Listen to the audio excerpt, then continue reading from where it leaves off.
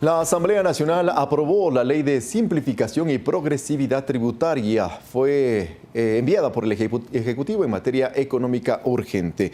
Revisemos el trabajo de la Asamblea Nacional durante la jornada de la tarde de ayer que aprobó dicho cuerpo normativo.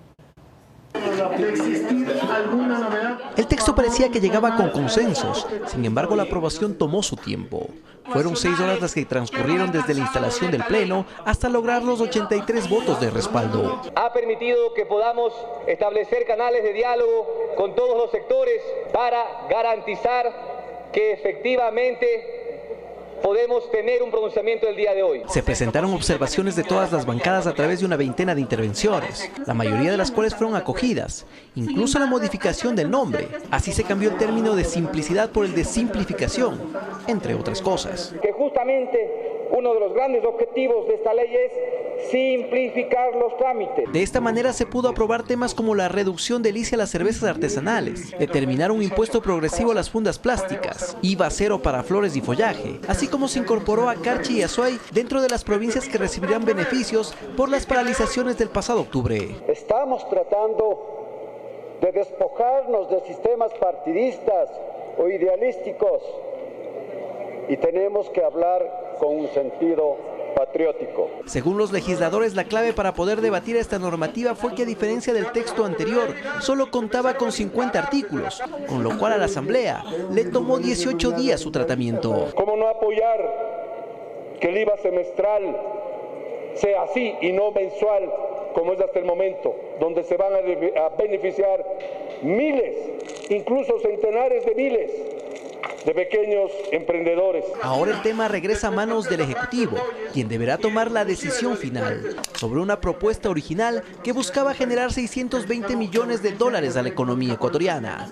Alex Llanos, Medios Públicos. 6 de la mañana con 59 minutos. En breve estaremos ya con el presidente de la legislatura, César Litardo, pero antes queremos dar a conocer las reacciones de Marcelo Espinel, de la Fundación Ciudadanía y Desarrollo, quien estuvo ayer justamente aquí en este espacio de Primera Impresión y dio a conocer las cifras del índice de percepción de la corrupción que elaborado por la ONG Transparencia Internacional, a propósito también del trabajo legislativo.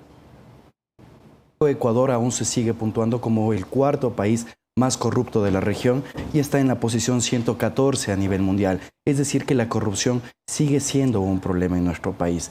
Y vemos que es muy lamentable que la Asamblea Nacional en los últimos 2 años ha recibido un total de 14 proyectos de ley que buscan combatir a la corrupción y apenas uno ha sido aprobado. La lucha contra la corrupción requiere de todas las funciones del Estado, requiere también de los ciudadanos. Si es que el Ejecutivo está impulsando iniciativas de lucha contra la corrupción, requerimos también que la Asamblea Nacional actúe con la mayor responsabilidad posible y que dé el tratamiento adecuado a estos proyectos de ley.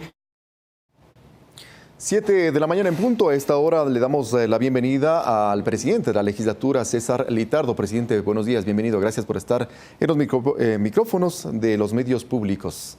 Buenos días. Buenos días a usted, un saludo muy afectuoso a todo el país que nos ve esta mañana. Quisiéramos arrancar en primera instancia con el trabajo que tuvo que ver justamente con el trabajo de la Asamblea Nacional con la aprobación de la ley de simplificación, porque así se lo cambió, ¿no? Antes era simplicidad y progresividad tributaria. Y en ese sentido, pues, plantear el desarrollo con la primera propuesta enviada por el Ejecutivo. Estamos un poquito alargando en función de lo que todavía tenemos dificultades con el micrófono. Pero decía yo, tuvimos una propuesta del Ejecutivo enviada en primera instancia y que fue archivada. Luego, este trabajo realizado acercamientos también por el Ejecutivo, la Asamblea Nacional, hubo una presencia incluso en el Palacio de Carondelet para poder establecer acercamientos. Dio frutos finalmente esos acercamientos, esos diálogos donde estuvo el ministro de Finanzas, otros actores también del gobierno central y por supuesto también los jefes de las diferentes bancadas legislativas. Bueno, primero esto demuestra 2 aspectos. El primero es que la Asamblea Nacional tiene que trabajar siempre en consensos para buscar poder generar acuerdos internos para poder aprobar proyectos de ley importantes como este. En ese sentido, voy a ir a la otra parte que usted me mencionaba, en el tema de la primera ley. También demuestra una clara independencia en funciones. La Asamblea Nacional también tiene esa capacidad en la primera instancia, una vez que no hubo consensos, no hubo acuerdos internos, de haber archivado una ley y ahora que el Ejecutivo manda una ley un poco más sencilla, más manejable dentro de un marco de tratamiento más eficiente, se pudo lograr estos consensos. Creo que es importante, es una ley que tiene muchas cosas positivas, que también demuestra de que nosotros constantemente tenemos que estar buscando internamente acuerdos para poder acceder a aprobaciones. Y el día de ayer fue uno de estos. Hemos estado trabajando intensamente en la Asamblea y creo que los resultados que la Asamblea ha dado en estos días, las muestras que la Asamblea ha generado en torno a posibilidad de consensos, acuerdos, han terminado en esta aprobación de ayer que usted dice. La semana pasada dimos un gran ejemplo del país cuando aprobamos reformas al Código de la Democracia sustanciales para el Ecuador. Vamos a avanzar en aquello, pero quisiera sacar un un poco a limpio con relación a lo que ocurrió el día de ayer. ¿Qué podría usted destacar de lo que se aprobó? De lo que se sacó finalmente, de lo que no había acuerdos, llegaron a un 80% de acuerdos en la normativa, en la comisión, pero ya en el pleno de la legislatura, finalmente, ¿qué es lo que sacamos a limpio? ¿Cuál es el resultado de este trabajo? Bueno, hay que destacar aquí varios aspectos. Primero, siempre la predisposición del Ejecutivo de poder tener la apertura a poder mejorar, recibir recomendaciones y varios aportes en torno a la ley. La ley básicamente se aprueba con dos grandes grupos de trabajo, se podría decir, o de articulados. El primer grupo es un grupo de incentivos que van a diferentes sectores. Desde el sector agrícola, donde estamos eliminando algunos impuestos como IVA y algunos otros aranceles más para varios componentes del sector agrícola. Se está también, por ejemplo, teniendo la posibilidad de que 9.000 jóvenes se puedan beneficiar de una remisión de multas e intereses de créditos educativos para que puedan ser refinanciados. Algo que también estaba en la primera iniciativa. Se puede, por ejemplo, conocer, y un tema muy importante que a veces no lo tomamos en consideración, por ejemplo, en el tema del deporte. Nosotros en el país a veces tenemos la posibilidad de decir que hacia el deporte hay poco apoyo. Ayer la Asamblea aprobó algo importantísimo. La empresa privada que apoya o auspicia a un deportista puede devengar o deducir del impuesto a la renta el doble de la cantidad del auspicio hacia ese deportista. Me parece que es muy importante. Como lo que ocurrió con Richard Carapaz, por ejemplo. Sí, pero ahora, insisto, antes, en principio, solo se podría reducir hasta un 20% de los aportes o las donaciones o los auspicios hacia el deporte por parte de las empresas como tal. Ahora, no solamente que es el 100%, es el doble. Es decir, que si una empresa aporta o auspicia con $1.000 a un deportista, cuando va a hacer la deducción del impuesto a la renta, aplica por 2.000, el doble. Entonces ya tenemos que tener una contraparte del sector privado para apoyar también este importante sector que nos ha dado muchas alegrías al país. Eso es por una parte los incentivos, los sacrificios fiscales, si se quiere, pero ¿qué podemos apuntalar de los sacrificios que van en manos de la ciudadanía? Y se cumple con este ideal de progresividad, es decir, que quien más tiene, más pague. Hay una progresividad, de hecho, si usted analiza en este sentido no ha habido mayor ruido, se podría decir, porque realmente los impuestos son netamente progresivos.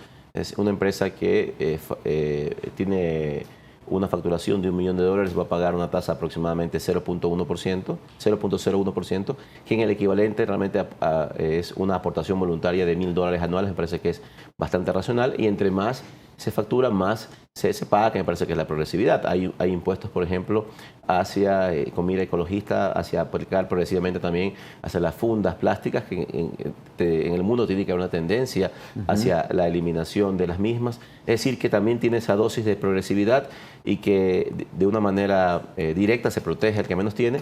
Pero en conclusión, me parece que fue una reforma bastante importante que va a permitir también al Estado ecuatoriano tener oxígeno en esta crisis económica, y que también no va a afectar de manera directa a los sectores que menos tienen en el país. Pasemos revista brevemente a lo que tiene que ver con las reformas al Código de la Democracia.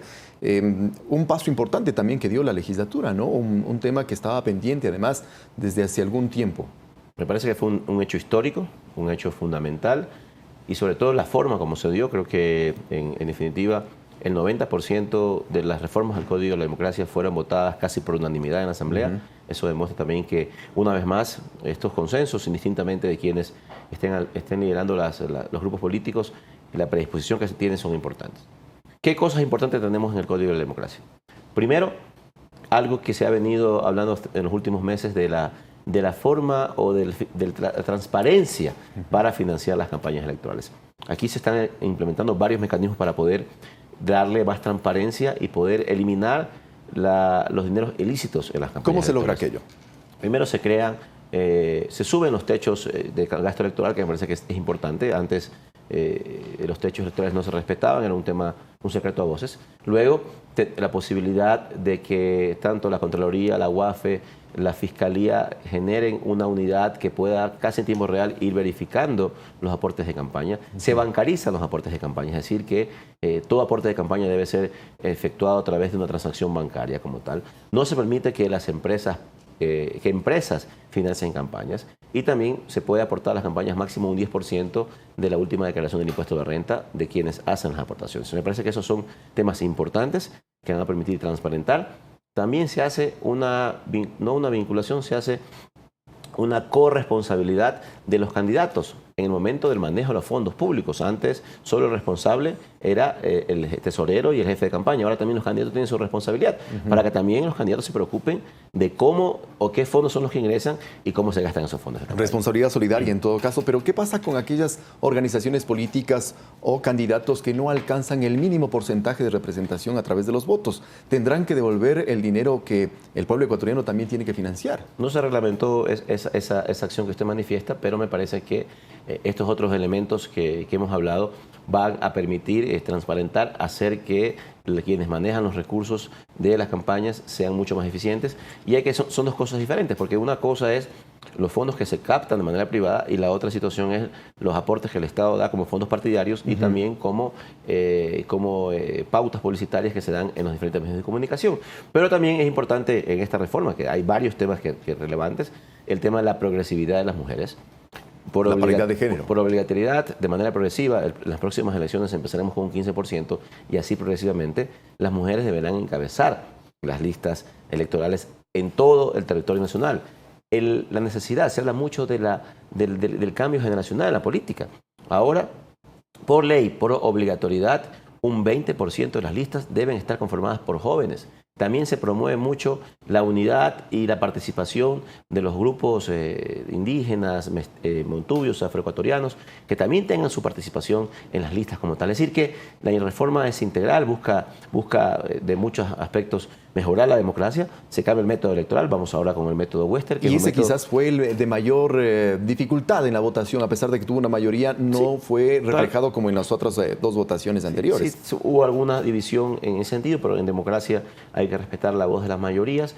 Y en definitiva, este método es un método mucho más participativo, que va a permitir darle mayor participación y representatividad a los partidos políticos, y eso es importante. Y sobre todo, algo a mí me parece muy importante también, no se eliminaron los distritos electorales, que también le da también esa posibilidad de dividir o distribuir de mejor manera los escaños en los territorios para tener una mayor representatividad en la Asamblea y en los consejos municipales. Quizás una pregunta que surgía entre los pasillos de la Asamblea Nacional con relación a estas reformas al Código Electoral es de que ¿qué nos garantiza que en unas siguientes elecciones, no me refiero a las del 2021, sino a unas siguientes elecciones, la Asamblea Nacional esté nuevamente abocada a hacer otras reformas de carácter coyuntural? Porque mucho se decía aquello, que estas tienen un matiz coyuntural en función de las próximas elecciones y en particular me refiero al método de asignación de escaños.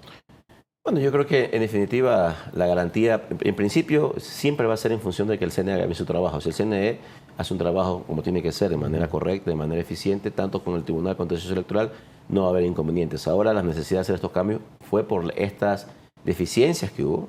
Yo vengo de la provincia de Los Ríos. En Los Ríos se demoraron 78 días en dar las credenciales para las autoridades electas en algunos casos. Eso significa que hubo deficiencias. Y por eso también es importante que se hayan reformado, por ejemplo, varios artículos de justicia electoral que permitirán que el Tribunal Contencioso Electoral pueda ajustar los tiempos, se salve ciertos vacíos que habían en torno a cómo ejecutar justicia electoral y permitan que se pueda hacer más expeditos al momento de dar algún tipo de resolución sobre un reclamo dentro de un proceso electoral como tal. Pero en definitiva tiene mucho que ver, es decir, la Asamblea cumplió, la Asamblea ha hecho su parte en las reformas del Código de la Democracia. Ya depende de que la institución que regula la democracia en el país, que es quien lleva a cabo las elecciones, cumpla a cabalidad su rol y pueda estas reformas aplicar de manera eficiente. Y si no, la Asamblea también estará vigilante dentro de su control político para poder hacer cumplir estas normas que se han aprobado. Y a propósito de esas deficiencias que usted señala y del control político, ¿para cuándo estaría previsto que el CAL se reúna para calificar el juicio político en contra de Diana Tamain, tomando en cuenta que usted como presidente de la Asamblea también contribuyó con su firma para calificarlo, ¿no? Para que llegue al CAL?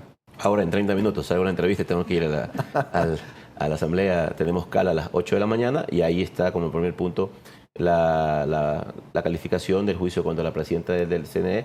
Pero un poco hay que dejarlo claro, realmente la firma como presidente de la asamblea y como asambleísta en este juicio político va un poco de la mano con lo que mencionaba. Yo vengo de la provincia de Los Ríos y mi provincia debe ser la más afectada de los temas electorales. Por lo tanto, es importante que tengamos la posibilidad desde nuestra provincia y el país entero de conocer a profundidad qué pasó en estas elecciones, y esa es la razón por la cual también firman ese documento, y vamos a estar expectantes, seguramente participaremos dentro del proceso de juicio político y veremos cuáles son las explicaciones que se da y si esto amerita o no después una posible llegada al Pleno y ver qué pasa en ese momento como tal. Pero me parece que es importante no dejar pasar la oportunidad. El país tuvo graves problemas en el momento de las decisiones electorales, una vez que ya se dieron las elecciones como tal. Y esas hay que investigar qué pasó. Hay sanciones por parte del Tribunal Contencioso Electoral a algunos miembros del CNE, etcétera. Entonces, todo esto tenemos que tenerlo claro y en un proceso en la Asamblea de Control Político, en donde hay un procesamiento, donde hay comparecencias, donde podemos escuchar a quienes han sido perjudicados, quienes dan las pruebas de cargo y descargo, podremos evaluar finalmente qué pasa con este juicio político. Quisiera un poco avanzar en la evaluación, la gestión que ha desempeñado la Asamblea Nacional con usted a la cabeza. Y es que encontraba algunos datos relacionados a lo que ocurrió hasta 2018 y daba cuenta de una evaluación del 5.39 sobre 100, tomando en cuenta el número de leyes que habían sido publicadas, es decir, 22 de las 374 que habían sido o que estaban en trámite, ¿no? Y las 400 o más de 400 que habían sido presentadas en la legislatura. Sin embargo, apenas 22 durante el periodo de la expresidenta Cabezas, Elizabeth Cabezas, y por tanto una evaluación del 5.39. Usted había mencionado en algunos espacios de que la cantidad no era lo importante, sino la calidad. ¿Qué tanto arribamos a esa calidad precisamente durante su gestión para evaluar el trabajo durante este año? Bueno, insisto, realmente el evaluar a una asamblea por la cantidad de leyes me parece que no es el mejor indicador. Yo le pongo un ejemplo, las reformas al COIP, que contemplaron más o menos unos 200 artículos reformados como tal, y tenemos leyes como una ley que aprobamos hace unas semanas atrás de eficiencia energética que permite a las zonas rurales tener exoneración del pago de luz en las canchas rurales, de apenas 2 artículos, es decir que el COIP equivaldría a 100 leyes de las que anteriormente usted me menciona. En definitiva, me parece que sí, la calidad debe primar, y la calidad demuestra que hemos aprobado cosas importantísimas. Las reformas al COIP son muestras fundamentales de ese proceso, también es un tema complejo, el tema del Código de la Democracia, la Ley Económica Urgente y varias leyes más que están en ese proceso. Y no solamente eso, recordemos que la Asamblea está también llevando datos importantes como la Comisión de Enmiendas, que ya ha emitido sus 3 informes para las 3 enmiendas que se han presentado en la Asamblea. Pero algo más allá, hemos ido y hemos dado un paso mucho más importante en torno al trabajo de la Asamblea. ¿Qué pasaba en el pasado con la Asamblea Nacional? La Asamblea aprobaba leyes y estas leyes después nadie se preocupa por saber si es que las mismas se ejecutan o no. Como lo de la ley amazónica, por ejemplo. La ley amazónica, de hecho, tenemos nosotros varias leyes en carpeta. Por ejemplo, le puedo explicar una ley muy importante para el país. La ley de erradicación de la violencia con la mujer no ha sido aplicada a un 100%, como establece la ley, y lo que hemos hecho en la Asamblea es generar una unidad de seguimiento de la ley, y estamos con un equipo técnico ya verificando que se cumplan las leyes, porque no sirve de nada aprobarlas. El Estado ecuatoriano hace un esfuerzo económico, porque para aprobar una ley demanda recursos económicos, tiempo y algunos otros factores más, y luego esta no se ejecuta. Entonces también no solamente es el hecho de tener leyes de calidad, sino que esas leyes de calidad que se aprueban permitan luego en el futuro también tener una aplicabilidad para el beneficio de quienes son los grupos vulnerables que están en esas leyes como tal. Presidente, quiero agradecerle yo su presencia con un mensaje final nada más a propósito de nuestra siguiente invitada, porque hoy justamente se conmemora el Día Internacional de los Derechos Humanos. ¿Cuánto ha trabajado la Asamblea Nacional para garantizar o acercarnos a los objetivos de Naciones Unidas en cuanto a los derechos humanos en el Ecuador? Bueno, mucho. Nosotros, los ODS, son parte transversal de las leyes como tal. Hemos hecho varios talleres y hay una instrucción clara de que toda ley que se aprueba en la Asamblea Nacional tiene que tener un ODS conectado a la misma para que se garantice esta propuesta de las Naciones Unidas, y la Asamblea está comprometida con el cumplimiento de los ODS en el Ecuador y en el mundo. Gracias, presidente. 7:17. Nosotros hacemos una brevísima pausa y regresamos con más aquí en Primera Impresión.